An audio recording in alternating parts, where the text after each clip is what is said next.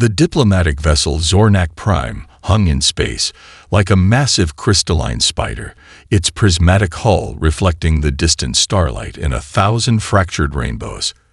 Inside the central chamber, Ambassador Krell adjusted the neural resonators that translated his thoughts into a form comprehensible to lesser species. His crystalline body shifted with an almost imperceptible vibration of anticipation and barely concealed disdain. Captain Elena Rodriguez stood alone on the human delegation platform, her midnight blue UN expeditionary uniform crisp and immaculate. She was the product of 3 generations of space exploration. Her grandmother had been among the first to establish permanent lunar colonies. Her mother had commanded the first successful Mars terraforming mission, and Elena had risen through the ranks as a diplomatic strategist with a reputation for impossible negotiations. The chamber itself was a marvel of alien engineering. Holographic displays flickered with star charts, diplomatic records, and complex bureaucratic matrices that represented centuries of galactic governance. Representatives from over 50 sentient species watched the proceedings, most with a mixture of boredom and mild curiosity. The Zornak had called this meeting, and when the Zornak called a meeting, the galaxy listened. Krell's translator implant hummed to life, his melodic voice filling the chamber. Representatives of Earth, your species has reached a critical moment in its developmental trajectory. The holographic display behind him shifted, showing a detailed map of the Orient sector. Dozens of human colony markers were highlighted in a harsh crimson, each representing years of human effort and dreams.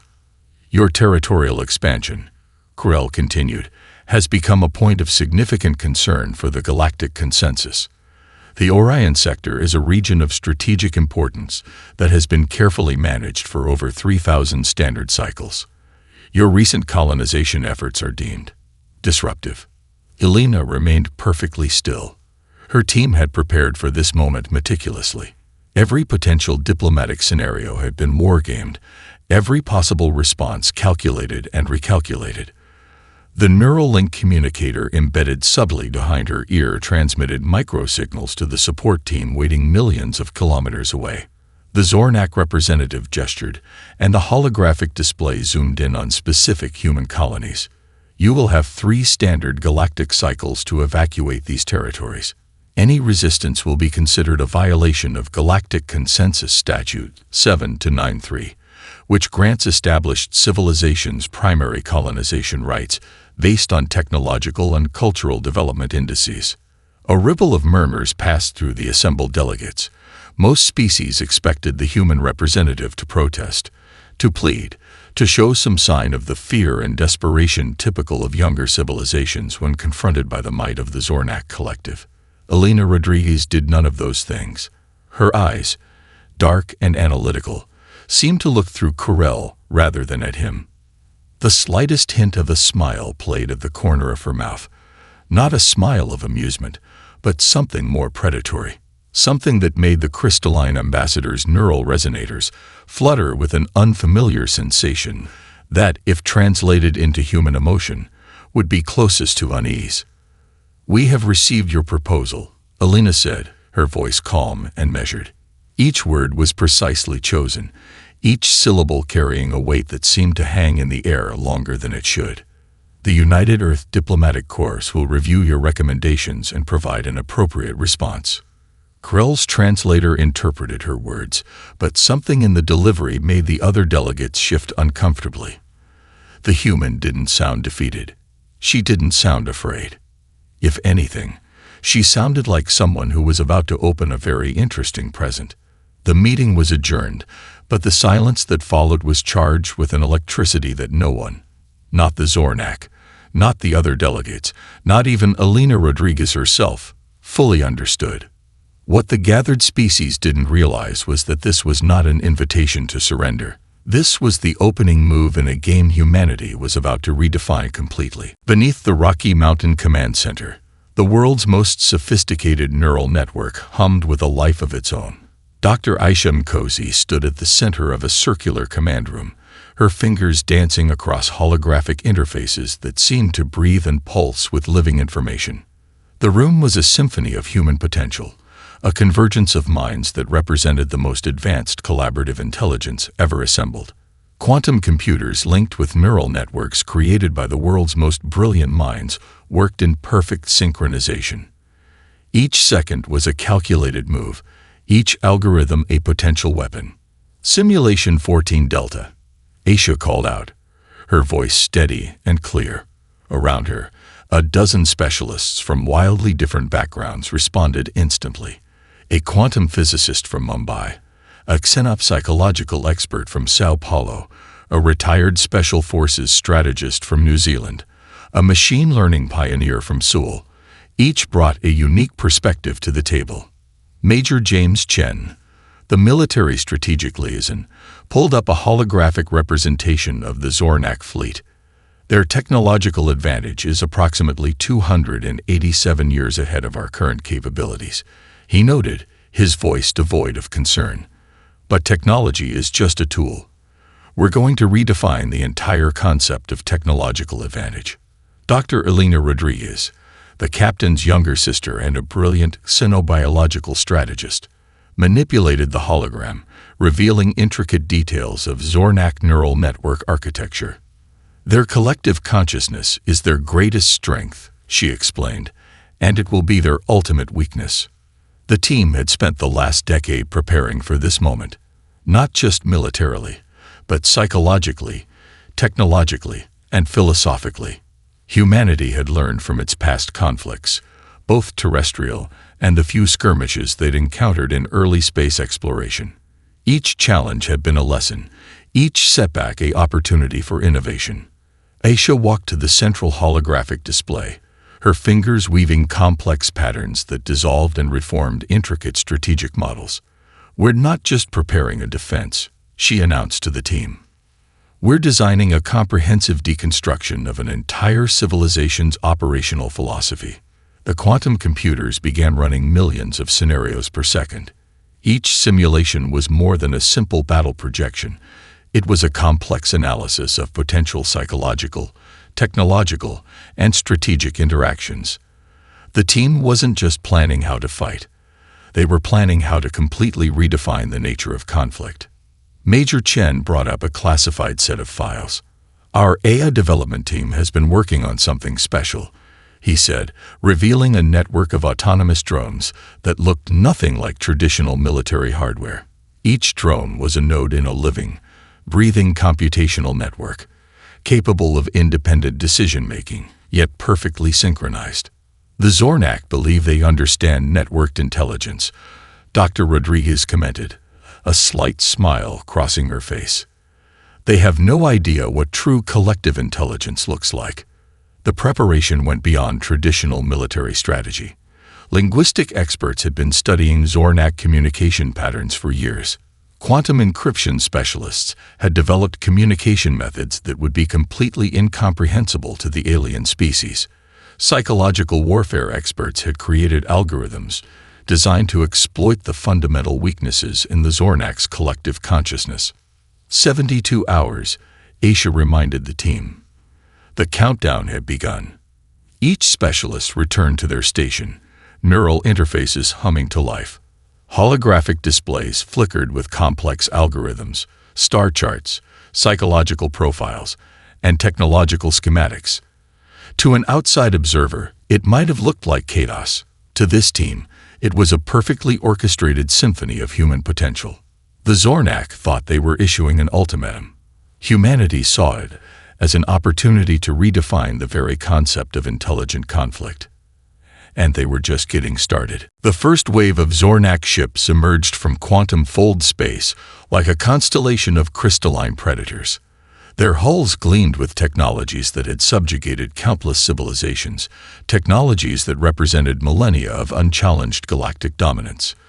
Commander Karel's flagship, the Celestial Arbiter, led the assault, a massive vessel that could obliterate entire planetary systems with a single computational pulse.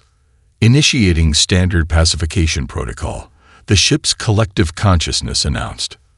The words echoed through 1,000 interconnected vessels, each one a node in a near-invincible network of technological supremacy. They expected surrender. They got something else entirely. The first indication that something was wrong came as a subtle quantum fluctuation. Most Zornak sensors would have missed it, a microscopic disturbance that seemed almost insignificant.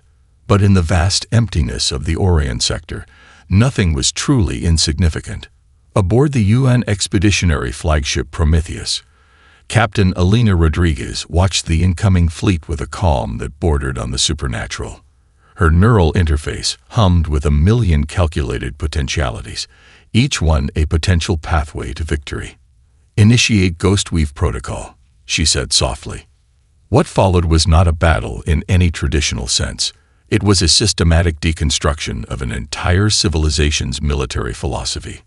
The first wave of human response came not from massive warships, but from thousands of AI-controlled drones. Each drone was more than a weapon. It was a living computational node, capable of independent decision-making, yet perfectly synchronized with a collective intelligence that defied alien comprehension. Zornak targeting systems began to fail.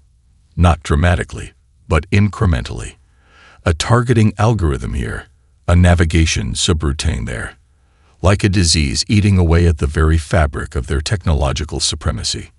The drones moved with a fluidity that violated every known principle of combat.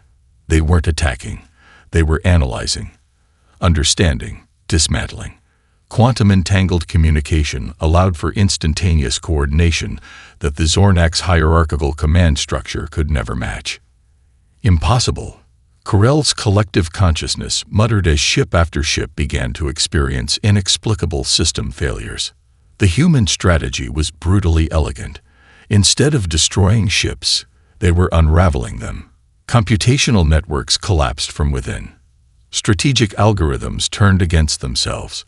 What had seemed like an unstoppable armada began to disintegrate not through physical destruction, but through a complete breakdown of its own operational logic.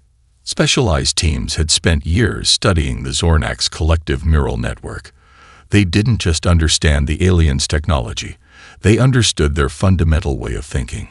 Each drone was a precision instrument, introducing cascading logic loops that exploited fundamental flaws in the Zornak's collective consciousness.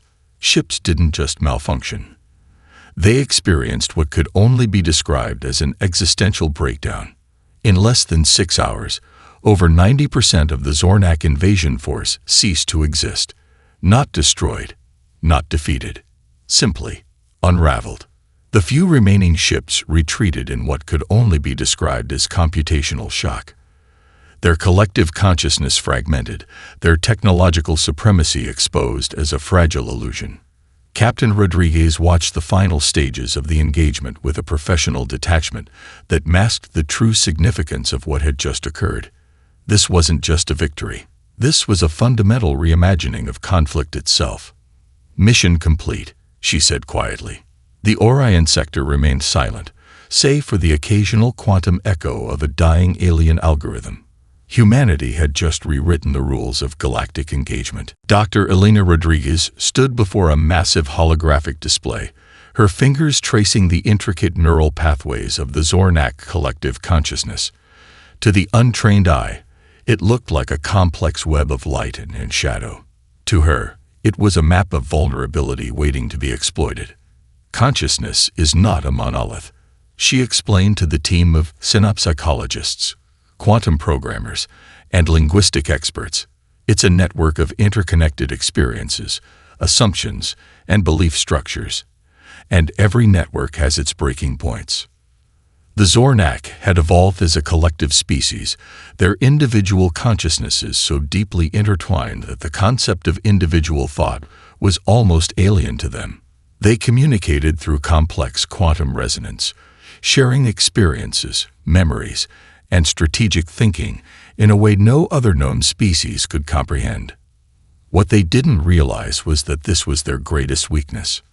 Dr. Marcus Chen, a quantum linguistics expert, pulled up a series of complex algorithms. "We've identified the fundamental communication patterns in their neural network," he said. "It's like finding the grammatical structure of a language that has never been spoken before." The team had spent years developing what they called cognitive dissonance algorithms, computational constructs designed to introduce impossible logical scenarios into the Zornak's collective thinking. These weren't simple viruses or traditional cyber attacks. They were precision-crafted psychological grenades. One of the first algorithms introduced a seemingly innocuous paradox.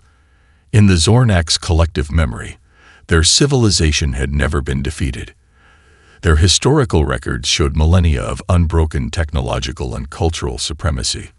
The algorithm subtly began to introduce micro-inconsistencies, tiny moments of doubt that would cascade through their entire collective consciousness. Dr. Rodriguez watched as the first waves of psychological impact began to ripple through the alien network. "It's like watching a crystal structure slowly develop microscopic fractures," she murmured. The team understood exactly what she meant. Each introduced inconsistency was a tiny crack in the Zornak's perception of reality. The linguistic team had done something unprecedented. They had developed a communication protocol that existed in the quantum spaces between language, a form of communication that was simultaneously everywhere and nowhere. When introduced into the Zornak's network, it created logical loops that the collective consciousness simply couldn't process. Imagine trying to solve a mathematical equation where the numbers constantly changed their fundamental properties. That was what the Zornak were experiencing. Their ships began to experience what could only be described as a collective existential crisis. Strategic algorithms turned in on themselves. Communication networks collapsed not through external force, but through internal logical contradiction. "We're not destroying them," Dr. Chen explained. "We're making them destroy themselves by challenging their most fundamental understanding of reality." The psychological warfare went deeper. The team had studied every aspect of Zornak culture, every historical record, every philosophical assumption. They knew exactly how to introduce the most devastating form of doubt, a doubt that attacked the very core of the species' self-perception. One particularly devastating algorithm introduced memories that never existed, subtle historical revisions that contradicted the Zornak's understanding of their own past. Imagine suddenly remembering a war you lost, a failure you never acknowledged, a moment of weakness that fundamentally challenged everything you believed about yourself. That was what the Zornak were experiencing. Aboard their ships, the collective consciousness began to fragment. Individual nodes of thought started to separate, to question, to doubt.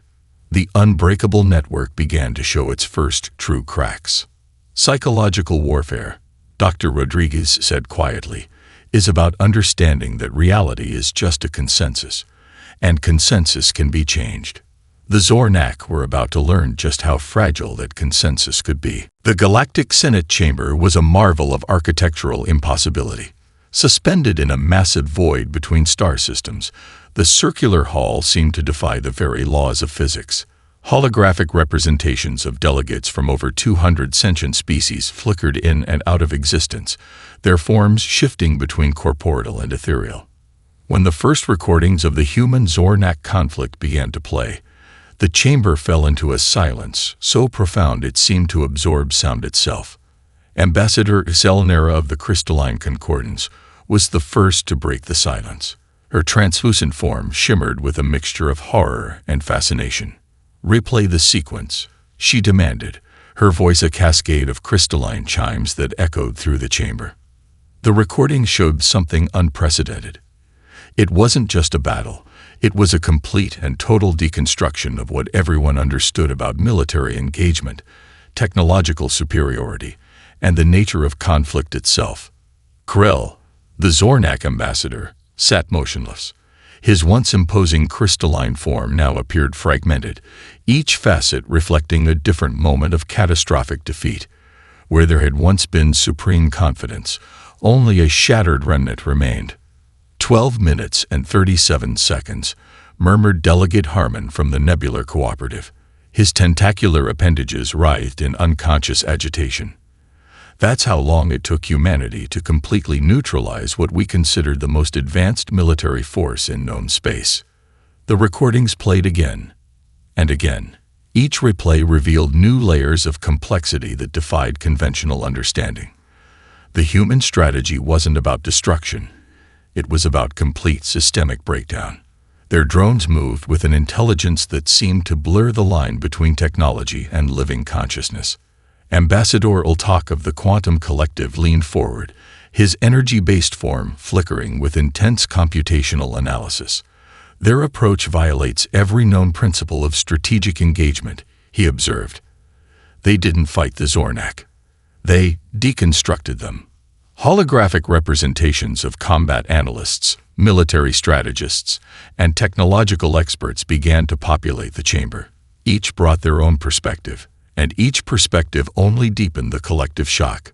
Dr. Elia Shen, a renowned xenotechnology expert invited as a special consultant, stepped forward. Her human form stood in stark contrast to the alien delegates, simple, almost primitive in comparison to the advanced beings surrounding her. "What you're seeing," she explained, her voice calm and clinical, "is not just a military victory. It's a fundamental reimagining of conflict itself." She began to break down the human strategy. The quantum-entangled communication networks, the AI systems that operated with a level of adaptive intelligence that seemed to transcend traditional computational boundaries, the psychological warfare algorithms that could dismantle an entire civilization's collective consciousness. The Zornak ambassador remained silent. His entire species' narrative of supremacy had been dismantled in less than a single galactic standard hour. "They didn't use superior weapons," Dr. Shen continued. "They used superior understanding. Understanding of technology, of psychology, of the very nature of collective intelligence." Delegate after delegate began to realize the true implications. This wasn't just about one battle. This was about a fundamental shift in galactic power dynamics.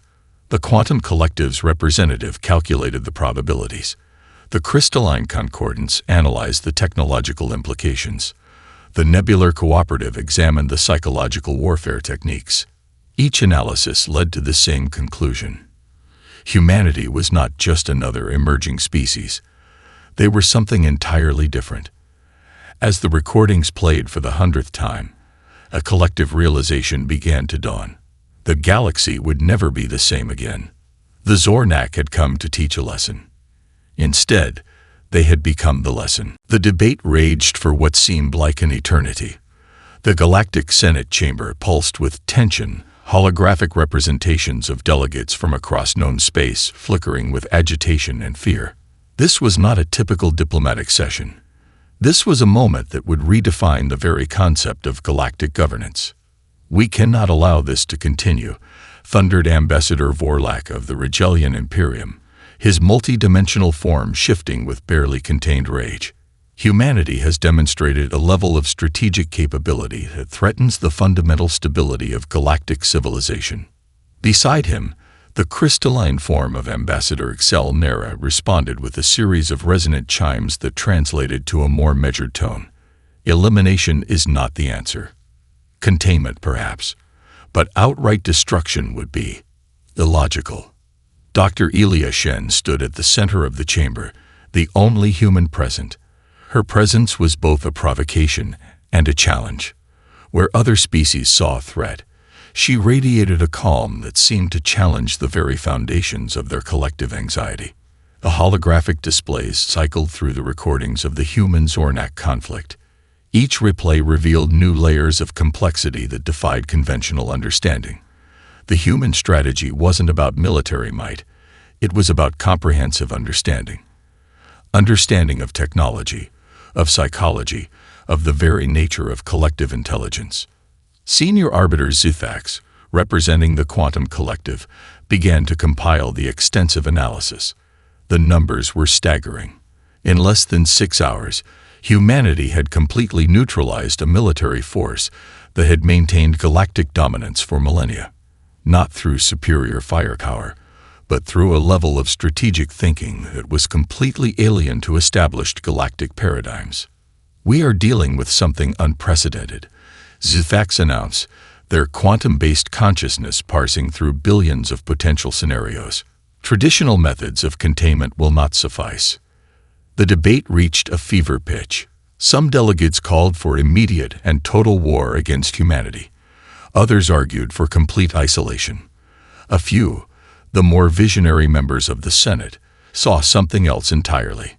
Captain Elena Rodriguez watched from a remote communication hub, her neural interface parsing the diplomatic exchanges with a level of nuance that would have been impossible just decades earlier. She understood the game being played, and the stakes involved. After 7 standard cycles of continuous debate, a resolution began to take shape. It was radical. It was unprecedented. It was, in its own way, a form of recognition that no direct military action could ever achieve. Humanity is hereby banned from participating in any future galactic conflicts, Senior Arbiter Zefax announced, their voice resonating through the chamber with the weight of absolute authority. The reasoning was both simple and profound. If humans could do this much damage in a single engagement, what would happen if they were truly unleashed? The ban was not a punishment. It was an act of pure self-preservation. Dr. Shen allowed herself the slightest smile. The other delegates didn't realize it yet, but they had just elevated humanity to a position of unparalleled galactic importance. By banning them from traditional warfare, they had effectively made humans the most sought-after diplomatic and strategic consultants in the known universe. Ambassador Corell, the once mighty Zornak representative, now a shadow of his former self, understood the true implications first. This was not a defeat. This was a transformation. As the resolution was finalized, the Galactic Senate had inadvertently created something entirely new. Humanity was no longer just another emerging species. They were now a force that could reshape entire civilizations, not through direct conflict, but through the power of understanding. The galaxy would never be the same again. The ban changed everything, but not in the way the Galactic Senate had anticipated. 5 years after the Orion Sector incident, Earth had transformed into the most sought-after diplomatic hub in known space.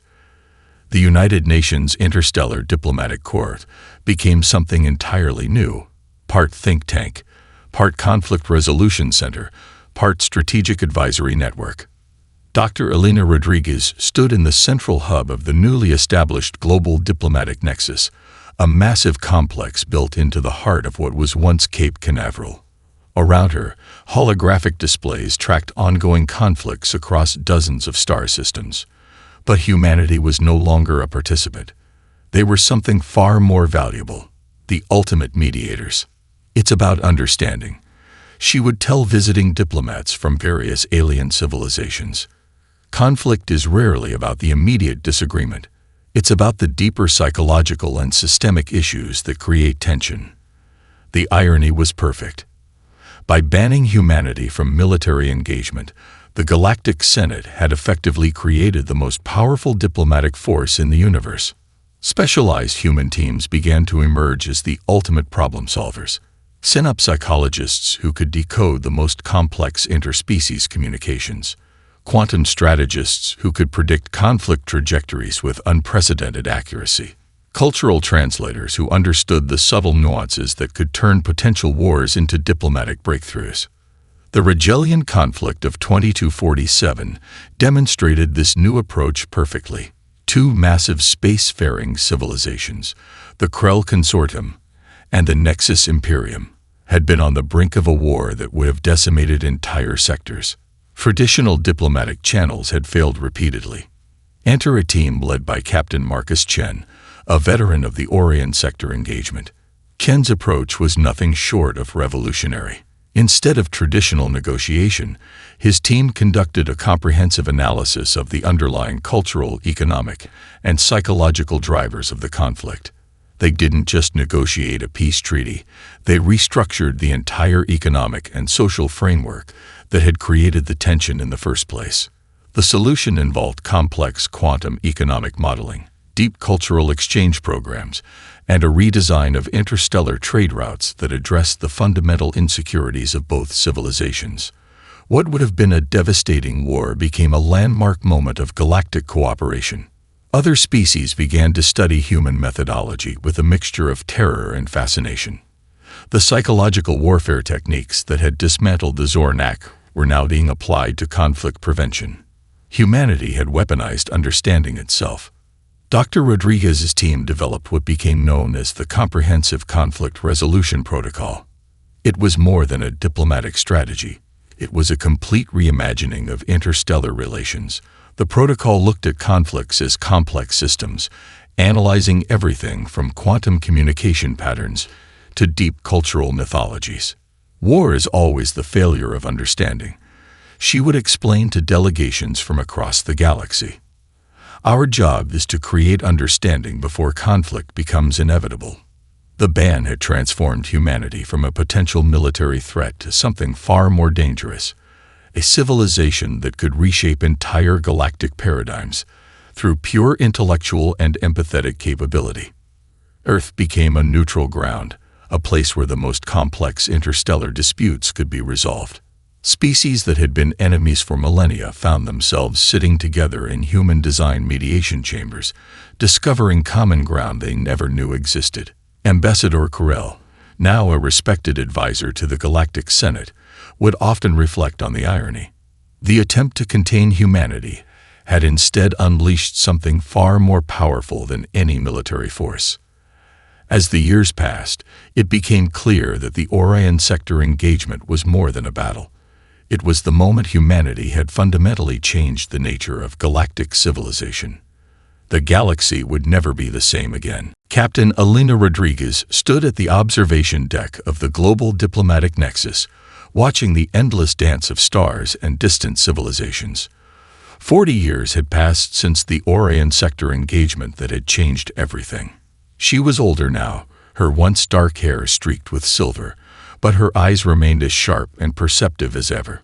The holographic display before her tracked the current state of galactic relations, a complex web of connections that looked more like an intricate neural network than traditional diplomatic maps. Where once there had been constant tension and the threat of war, now there was a delicate balance maintained through understanding. Her granddaughter, Dr. Aria Rodriguez, approached with a data crystal containing the latest conflict resolution analysis. "Grandma," she said, "the Quantum Collective and the Crystalline Concordance are requesting our mediation for the Sigma Quadrant dispute." Elena smiled. The Rodriguez family had become synonymous with galactic peace, not through military might, but through an unprecedented ability to understand and bridge fundamental differences between civilizations. The transformation had been complete and profound. Humanity's ban from military conflict had revealed a truth that no one had anticipated. Their greatest strength was never their technology or their capacity for destruction, but their ability to comprehend, to empathize, to see connections where others saw only differences. Archives from the early days of interstellar exploration were now studied as historic turning points. The Orion sector engagement was no longer just a battle, it was a pivotal moment in galactic evolution.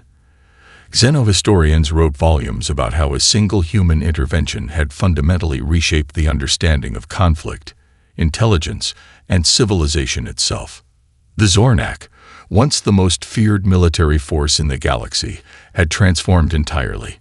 What remained of their civilization was now a key partner in diplomatic research, their collective experience serving as a cautionary tale and a source of profound insight. Ambassador Corell's descendants were now leading researchers in collective consciousness studies, working alongside human experts to understand the deepest nature of intelligent communication. Elena reflected on the journey. The initial engagement had been more than a battle. It was a demonstration of humanity's true potential. They had shown that intelligence was not about overwhelming force, but about understanding. About seeing the complex web of motivations, fears, and hopes that drive conflict. The global diplomatic nexus had become more than a diplomatic center. It was a beacon of hope, a place where the most seemingly irreconcilable differences could be transformed into opportunities for growth and understanding. "We didn't conquer the galaxy," Elena often told young diplomats. "We understood it." Her life's work had been about proving that conflict was never about the immediate disagreement. It was about the deeper psychological and systemic issues that create tension. Humanity had become masters at identifying and resolving those deeper issues. The Galactic Order had been rewritten. Where once there were constant threats of war, now there were complex networks of mutual understanding. The human approach had transformed diplomacy from a series of negotiations to a comprehensive system of conflict prevention. ARIA pulled up the latest Global Harmony Index. Interstellar conflicts had decreased by 97% since the implementation of human-developed resolution protocols. Economic cooperation had reached levels once thought impossible. Species that had been enemies for millennia now worked together on complex scientific and cultural initiatives. As the sun set over the global diplomatic nexus, casting long shadows across the complex, Alina understood the true meaning of their journey. The ban had not been a limitation. It had been an opportunity. Humanity had not conquered the stars through force. They had conquered them through understanding. The galaxy would never be the same again.